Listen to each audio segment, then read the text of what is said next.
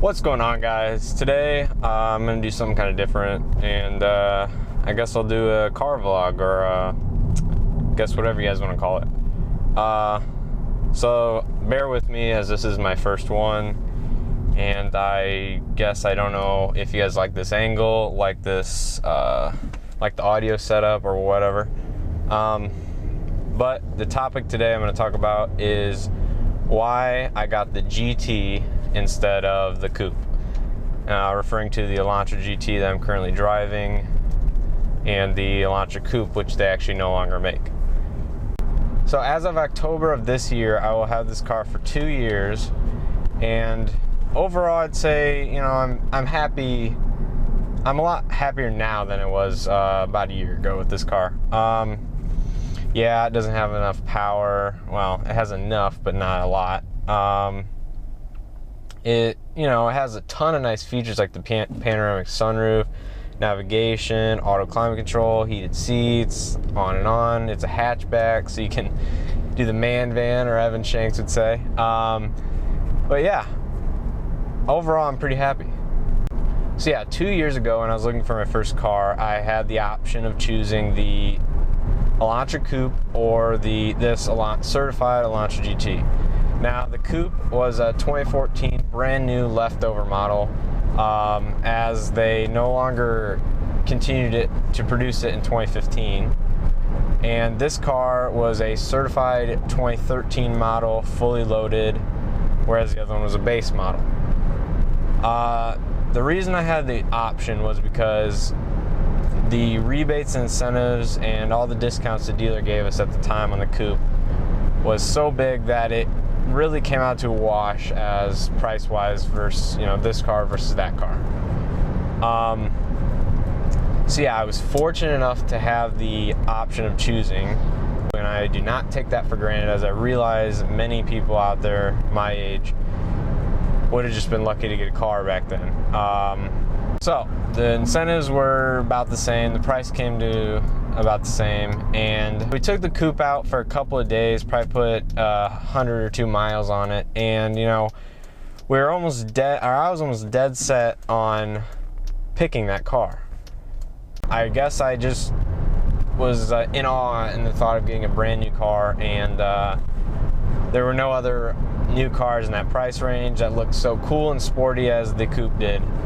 And then we were literally going there for our final visit, and just before we left, I took a look on their website and saw this car. So yeah, this is a 2013 Hyundai Elantra GT, fully loaded, and it was priced almost the same as that Coupe was, brand new, but it had all these cool features that I thought would be really awesome to have. So we ended up taking the Coupe there, I believe, and we took a look at this car, and I was like, yeah, I like the silver better than the dark gray of the Coupe. I just was in awe with all these options, so we ended up taking the car out for the test drive. Took probably a couple of hours, and I got to drive the car by myself to really drive the car and see how it felt.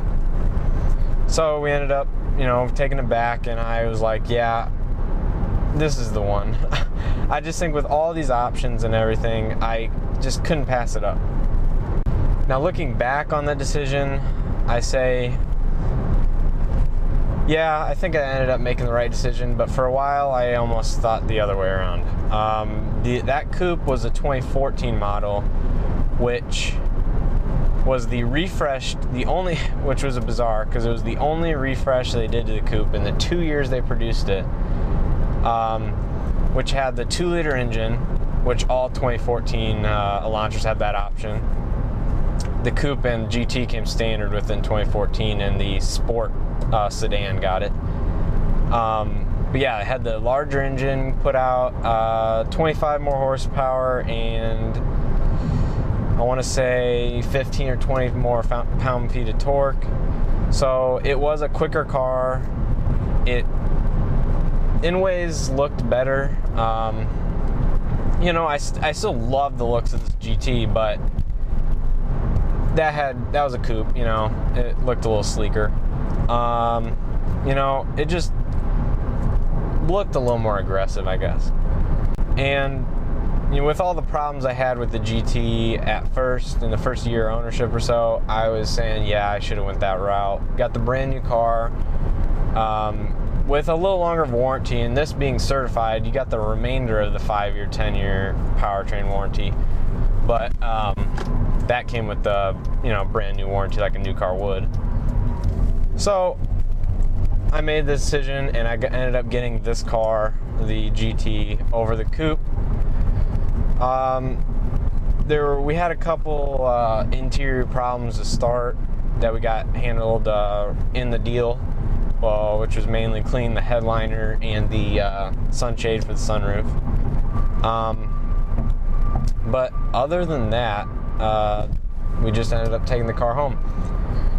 So adding on to the end of this video, I guess I can say that I am glad I ended up getting the GT over the Coupe, because I honestly do like hatchbacks in a 5-door. They're a lot more versatile. I don't know what you could say about a lowered car being versatile, but loading everything in the back, you know, you fit wheels, tires. I've put some huge foam for insulation in this car that you wouldn't.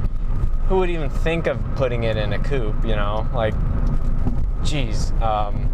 Yeah, there's just so many things that a GT offers over the GT offered over the Coupe did that, you know, it just, I'm glad I picked it, I guess.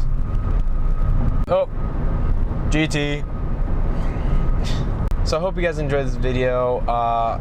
Please bear with me in this new format, as I really am just testing stuff out. And but if you enjoyed it, yeah, remember, give it a thumbs up and like it, and I'll be sure to do more of these if you guys like them. Throw some topics down below that you want me to cover, and I will do my best to do so. So with that being said, I'll see you in the next one.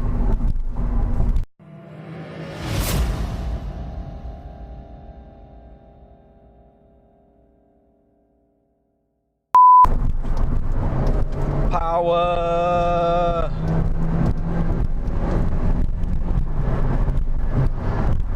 Ooh, there's a nice Genesis Coupe over there. Ooh. Track one. Ooh, those are nice. I would love to have a Genesis Coupe someday. Hint, hint.